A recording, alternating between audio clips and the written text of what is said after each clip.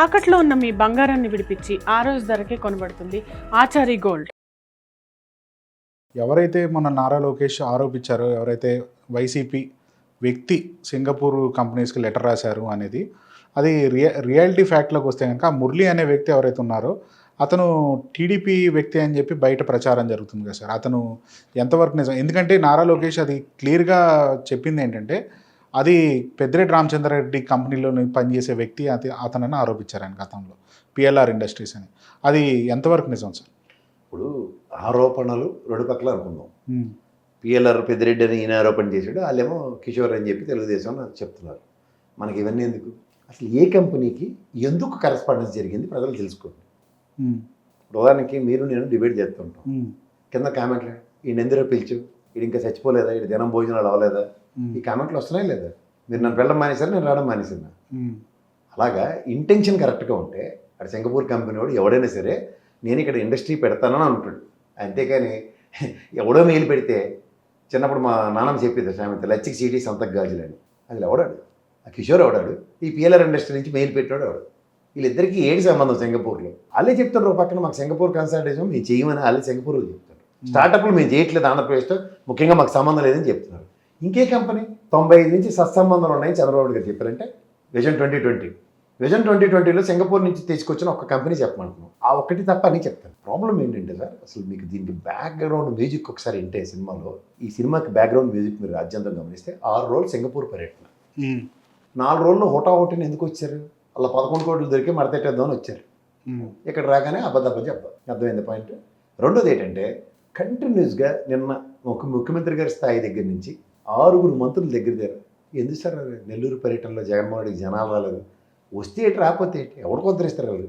అసలు జనాలు వచ్చారు, వెరీ గుడ్. రాలేదు, వెరీ వెరీ గుడ్. ఆయన వెళ్ళింది కాకాని గోవర్ధన్ రెడ్డిని పరామర్శించడానికి, ఇంకోటి ఏంటంటే ఆ ప్రశాంత్ రెడ్డి గారి ఇల్లు ఎరగొట్టారు కాబట్టి ఇల్లు చూడడానికి వెళ్ళాడు.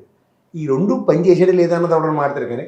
కానీ జనాలు వచ్చారా, బయట మేడల నుంచి నిలబడి చూసారు అని మామూలుగా ఒక జస్ట్ పెప్టాక్లా మాట్లాడడానికి ఉంటుంది. జగన్మోహన్ రెడ్డి వెళ్తే జనాలు బాగా వస్తుంటారు అని కూడా జనరల్గా. జనాలు ఎంతమంది వచ్చారో దీని మీద ఎందుకు సస్తాను? ఓ పక్క బ్యారికేడ్లు పెట్టారు, ఓ పక్క గోతులు తవ్వారు. ఇవన్నీ చేసిన ఆపగలిగారు? లాఠీ చార్జ్ కూడా చేశారు అన్నీ. మరి ఒకటే ఐజీ గారు అక్కడ కూర్చుని మరి ఇన్ని తెప్పలు పెడితే ఆపగలిగారా? 8 కిలోమీటర్లు ఎంతసేపు వెళ్ళాడు? ఈ డైపర్ గారిని అడిగితే చెప్తాడు, గంటలు సైతం లెక్క ఎడతాడు. కిలోమీటర్కి ఎన్ని కిలోమీటర్లకి ఎంత దూరంకి ఎంతసేపు పట్టింది, ఇలాంటివి చెప్పేగాళ్ళు ఉన్నప్పుడు ఈ సంబంధం లేని విషయాల మీద ఇంత ఎక్సైట్ అయిపోయి, ఇంత యాంగ్జైటీతో ఆక్రందన ఎందుకు వెళ్ళగక్కున్నారు? బంగారుపాలెం, నెల్లూరు, మాకెందుకు ఈ కంపారిజన్లు? అంటే పోనీ నెల్లూరు జనాలు వాళ్ళది వీళ్ళు సేమ్ పచ్చలోడు పేపర్ చూడండి, మీకు గ్యాప్ ఉందా? అసలు ఎంప్లాయ్మెంట్ లేదని చెప్పి లాస్ట్కి ఎలక్షన్స్ ముందు 1,60,000 మందిని సచివాలయ ఉద్యోగులు రిక్రూట్ చేశాడు అంటారు. సేమ్ అలాగే మొన్నదాకా బంగారుపాలెంకి జనాలే రాలేదన్నారు, ఇప్పుడు బంగారుపాలెం జనాలు చూపిస్తున్నారంటే ఈ నెల్లూరుకి వచ్చిన జనాలు నెక్స్ట్ ఎక్కడికి వెళ్తే అక్కడ చూపిస్తారు. అప్పటిదాకా మేము వెయిట్ చేయాలి. అంటే మీరు సర్కార్ ఎక్స్ప్రెస్ 24 గంటలు లేటు, 48 గంటలు లేటు చిన్నప్పుడు కదే, అంటే మీరు ఇంకా అప్డేట్ అవ్వట్లేదు అన్న విషయం కొట్టొచ్చినట్టు కనబడుతుంది కదా. మన సాంకేతిక పరిజ్ఞానాన్ని పుణికిపుచ్చుకుంటూ అదేదో కంప్యూటర్ తీసుకొచ్చేస్తాం, ఇంకా దాని ప్రపంచం తిరగబెట్టేస్తాం అమరావతిలో అని చెప్పారు. మీకన్నా ముందు ఆ బెంగళూరులో మినిస్టర్ గారు రేట్ చెప్పారు, ఇంతకే 5 రెట్లు టెక్నాలజీతో దాన్ని లాంచ్ చేశారు. ఏ కంప్యూటర్ సార్? అదేనా క్వాంటమ్ కంప్యూటర్. ఆ నోరులు తిరగనవన్నీ వీళ్ళ దగ్గర ఉంటాయి. ఆ క్వాంటమ్ కంప్యూటర్ మన ఆంధ్రప్రదేశ్కి అద్భుతాన్ని నేను తీసుకురాబోతున్నాను, ఏదైనా నేనే చేస్తానని చెప్పేలోగా మా బెంగళూరు మినిస్టర్ గారు ఆల్రెడీ లాంచ్ అయిపోయింది, పని నేడు చేస్తుందని చెప్పాడు. ఇది ఏం చేస్తారు మీరు? అమరావతి రైతులతో క్వాంటమ్ కంప్యూటర్స్ని ఆపరేట్ చేస్తారా? లేకపోతే ఇప్పుడు ఒళ్ళొంగని సచివాలయ ఎంప్లాయీలు ఉన్నారు, వీళ్ళందరితో కూర్చోపెట్టి క్వాంటమ్ కంప్యూటర్తో మొత్తం ఆంధ్రప్రదేశ్లో ఉన్న డేటాను అప్డేట్ చేస్తారు. సో ఇట్లా మీరు గమనించుకోగలిగితే ఏదైతే జరుగుతుందో దాని విషయాలు కాకుండా, అంటే Singapore you need to narrate what exactly has taken place. ఎవరిని కట్టడానికి తీసుకొస్తున్నారు? ఒక పక్క నారాయణ గారు ఏం చెప్తున్నారు? వేస్ట్ మేనేజ్మెంట్ అటు మీద తిరుగుతూ ఉన్నారు. వేస్ట్ మేనేజ్మెంట్, వేస్ట్ పనులు అంటారు వీటిని. ఇప్పుడు 64,000 కోట్లు ఖర్చులు అవుతాయి, వీటికి 34,000 కోట్లకి టెండర్లు పిలిచి ఇచ్చారు. మరి ఇందులో సింగపూర్ వచ్చి ఏడు కడతారు ఇక్కడ మొన్నమాట. అంటే ఎవరిని ఎర్రోళ్ళని చేస్తారు ఇక్కడ కూర్చుని మీరు? ఇప్పుడు నారాయణ గారు టెండర్లు పిలిచారు లేదా? 34,000 కోట్లకి 34,000 కోట్ల టెండర్లు పిలిచినప్పుడు మరి ఆ సింగపూర్ వచ్చి టెండర్ పాడాడు ఇక్కడ. వాళ్ళు వచ్చి కడతానంటే చెప్పి మళ్ళీ సింగపూర్ ప్రభుత్వం వద్దు, సింగపూర్ కన్స్ట్రక్షన్ మీరు రద్దు చేసుకున్నాం కాబట్టి ఆంధ్రప్రదేశ్లో ఎక్కడ మేము ఏషియన్ కాంటినెంట్లో కన్స్ట్రక్షన్స్ చేయట్లేదని సింగపూర్ ప్రభుత్వం చెప్తుంటే నెగోషియేషన్స్కి వెళ్ళారా? అదే సార్ టెండర్లు మీకే ఇచ్చాం కదా, టెండర్లు మీకు ఇస్తే మీకు కట్టనంటే ఎలా సార్, మేము పుట్టి మునిగిపోతుంది మాకు. అందులో అసలు 80 పని ఉన్నప్పుడే 143 కోట్లు ఐ లవ్ యూ లాగా ఉంటుందని చెప్పి అంత టెంప్టేషన్ వచ్చేసిన ప్రాజెక్ట్ కదా. అని ఏమైనా నెగోసియేషన్స్కి వెళ్ళారా? మొన్న హడావిడి చేశారు 143 కోట్లు. ఇప్పుడు all of a sudden within 1 డేలోనే కప్పేశారండి సార్ దాన్ని. ఇప్పుడు ఒకటి గుర్తుంచుకోండి సార్, మా బ్రహ్మానందం కూడా స్క్రిప్ట్ రాస్తాడు. ఇప్పుడు ఎవడు కోట శ్రీనివాసరావు గారు చచ్చిపోతే అని రెడీ చేస్తాడు స్క్రిప్ట్. కానీ చచ్చిపోతే దానికి నెక్స్ట్ ప్లాన్ ఆఫ్ యాక్షన్ కావాలి కదా. అలా ప్రతి దానికి 11 కోట్ల కథలుగానే 2 రోజులు ట్రిప్ రద్దు చేసుకుని పరిగెట్టి వచ్చారు. వచ్చి అరవాడు పడిపోగానే అది కాదు తూచి సార్ అనగానే ఏంటైంది, టాస్క్ అర్జెంట్గా నాకు విషయం కావాలి అనగానే మా అనితమ్మ గారు రెగ్యులర్ అవకాశం ఒకటి ఉంటుంది. ఏదైనా సరే ఇటు ఇలా పూర్వం ట్రంక్ ఫోన్ నుండి వీడి గ్యాప్ ఉందా ట్రిక్ అని ఇలా తిప్పుకుని వాళ్ళు. అలాగే ఆవిడ ఏదైనా సరే అక్కడికి తీసుకొచ్చి స్టీరింగ్ని జగన్మోహన్ రెడ్డి దగ్గర ఆపుతుంది ఆవిడ. అదే పని జరుగుతుంది. ఇక్కడ మీకు వాస్తవానికి దగ్గరగా ఏదైనా పని చేస్తే అవుట్కమ్ ఎలా ఉంటుంది అన్న దగ్గర అందరికీ తెలుసు. వాస్తవాన్ని వీళ్ళు ప్రాస్పెక్టివ్లో ఒక ఇల్యూజన్లో మనకి ఒక ఫ్రేమ్ చేసి దాంట్లో మన అందరినీ క్యారెక్టర్స్ కింద పని చేయమంటే ఎలా పని చేస్తాం? ఎక్కడ స్కామ్ జరిగింది చెప్పండి, ఏది జరిగిందంటే ఇంకా ఎంక్వైరీలో ఉంది. అరే ఎంక్వైరీలో ఉన్నప్పుడు జరిగిందని ఎలా చెప్తారు? ఇలా చిన్న లాజిక్లు ఉంటాయి. ఆ లాజిక్లన్నీ మర్చిపోతారు. దానికి తోడు చదువుకుని చావాలి. నెక్స్ట్ జర్నలిజం అంటే ఏంటో తెలియాలి. ఇన్వెస్టిగేషన్ జర్నలిజం ఇంకొక ఆర్ట్ అది. అంటే కూలంకషంగా లోపలికి వెళ్ళి మీనా గారితో కోఆర్డినేట్ చేసి, సార్ ఇది ఎలా రూట్ అయింది సార్, ఎలా తిరిగింది సార్ టర్నింగ్, కింద ఏమైనా గొయ్యి ఎలా తవ్వారు సార్ తాడేపల్లి భవనం దాకా అని ఇవన్నిటిలోంచి ఇన్వెస్టిగేషన్ తీసుకొచ్చి మాట్లాడితే, అరే ఇది బాగా పెట్టాడురా కొండను తెవి ఎలకని తీసుకొచ్చి. వీళ్ళు ఎంత తెంగరబుచ్చి బ్యాచ్ అంటే ఇప్పుడు కలుగులో ఎలకుందని చెప్పి పొగెడతాం, ఎలక బయటకు వస్తుంది. ఎలక బయట తిరుగుతుంటే కలుగులో పొగెట్టారంటే ఏమనాలి?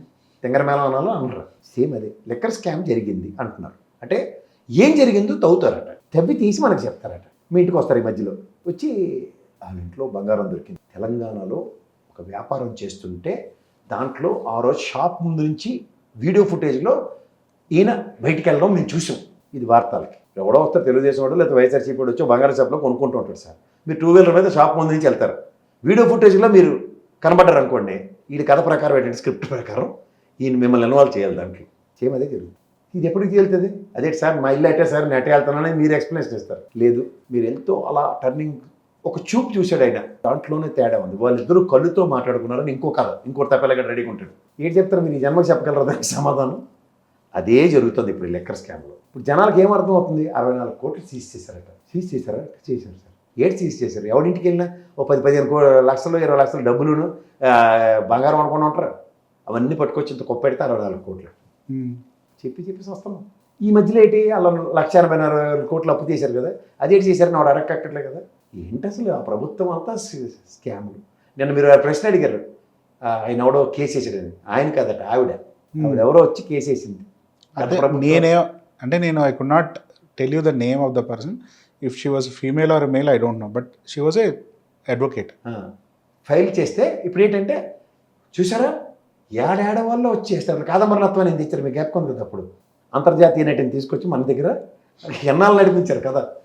ఇప్పుడు కొత్తగా అడ్వకేట్ గారిని తీసుకొచ్చారు. వచ్చి 5 సంవత్సరాలు రాష్ట్రాన్ని భ్రష్టు పెట్టించారు జగన్మోహన్ రెడ్డి అని కథకి. ఇంకా నాకు సింగిల్ జడ్జితో ఎంక్వైరీ అయ్యింది. మాకు కావాల్సింది కూడా అదే, కమాన్ అంటున్నాను. ఎందుకంటే ఎన్నాళ్ళంటే ఈ శివపోటు కథల నుంచి వాస్తవం వచ్చింది అనుకోండి, ఖచ్చితంగా జనాలకి ఒక క్లారిటీ వస్తుంది. వాళ్ళు కాళేశ్వరం ప్రాజెక్ట్ తీసుకొచ్చి సబ్మిట్ చేశారు ఇక్కడ. అడావిడి కేసీఆర్ గారు అరెస్ట్ వచ్చేస్తారు. ఆయన దగ్గరికి 15 నిమిషాల్లోనే తేల్చి పంపించారు. ఆయన్ని ఇవాళ రిపోర్ట్ తీసుకొచ్చి ఇచ్చారు. ఏమని ఇస్తారు? అది కుంగిపోయిందట. 4 పెర్రలు ఎక్స్ట్రా కట్టండి, ఇంకోటి చేయండి. ఈ తప్పులో ఎవడెవడైతే ఇంజనీర్లు వాళ్ళు పనిచేస్తారో ఎవడెవడో లంచాలు తీసుకున్నారో అందరినీ కుమ్మి పడండి అని చెప్పింది. ఇంకంతకని ఇంకేముంటుంది? దానికోసం ఊరికి ఆడాలి. ఇలాంటివన్నీ చేస్తూ టైం వేస్ట్ కార్యక్రమాలు చేస్తూ, అదే మీరు ఏదో ఇందాక చెప్పారు చూడండి, స్క్రాప్ మేనేజ్మెంట్ అని మాట మారుస్తారు. అసలు నాకు ఒక దేశానికి ఎందుకు వెళ్తున్నాం ఒక ఎజెండా లేకుండా ఉంటారు.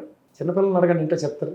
అది నేను సమ్మర్ హాలిడేస్లో నిన్ను తాజ్మహల్ను లేదా ఢిల్లీను ఆగ్రా తీసుకెళ్తానని అన్నాను మీ పిల్లడికి. అది 10 పాయింట్లు రాస్తాడు. నాన్న నేను తాజ్మహల్ చూడాలి, నాన్న ఇది చూడాలి, నాన్న ఇది అలా హైకోర్టు సుప్రీంకోర్టు చూడాలి, ఇలాంటివన్నీ రాసి చూపిస్తాడు. అలాంటి ఎజెండాలు ఏ దగ్గర లేకుండా దేనికి వెళ్తుండ్రు? మీరు బంగారం తాకట్టు పెట్టి ఆ బంగారం డబ్బులు కట్టలేక ఇబ్బంది పడుతున్నారా? ఆచారి గోల్డ్ వాళ్ళు మీ బంగారం కొని మీ లోన్ తీర్చి మిగిలిన డబ్బులు మీకు ఇచ్చేస్తారు. ఇంకెందుకు ఆలస్యం? ఆచారి గోల్డ్ ఈ నెంబర్స్కి కాల్ చేయండి.